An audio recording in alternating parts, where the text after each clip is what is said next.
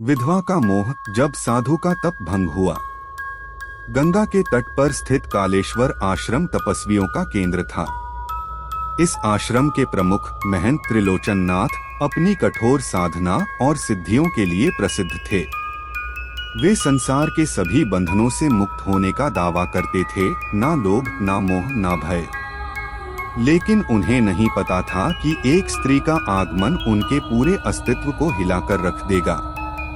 रहस्यमयी स्त्री का आगमन होता है। एक शाम जब सूर्य अस्त हो रहा था, आश्रम के द्वार पर एक विधवा आई, सफेद साड़ी में लिपटी, चेहरा तेजस्वी, आंखों में अनोखी गहराई। उसकी चाल में एक अजीब आकर्षण था।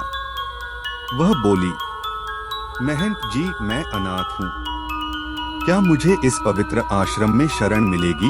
उसकी आवाज में इतनी करुणा थी कि महंत ने बिना कुछ सोचे आश्रय दे दिया।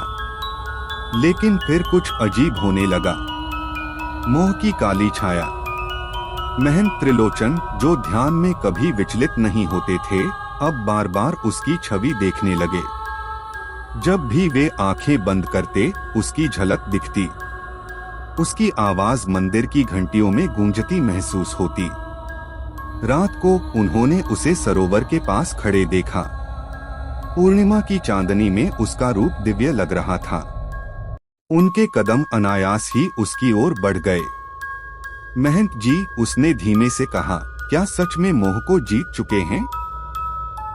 महंत के हृदय में हलचल मच गई। पहली बार उनका तप डगमगा रहा था। भयावह रहस्य का खुलासा।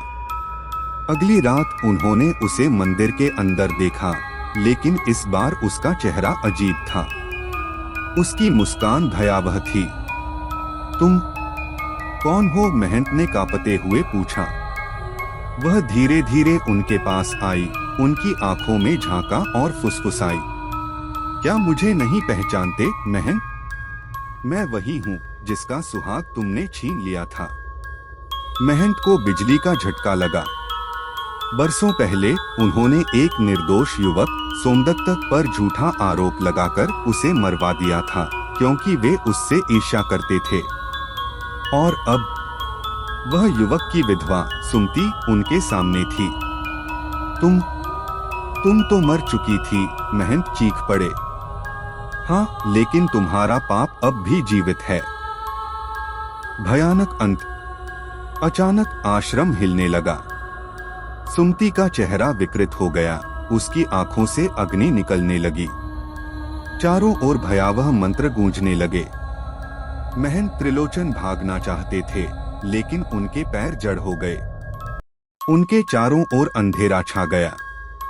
तुम्हारा पाप तुम्हें मुक्त नहीं करेगा महंत। अगली सुबह जब शिष्य मंदिर में आए तो देखा महंत त्रिलोचन का निर्जीव शरीर मंदिर के द्वार पर पड़ा था, आंखें फटी हुई, मानो उन्होंने कोई भयानक दृश्य देख लिया हो।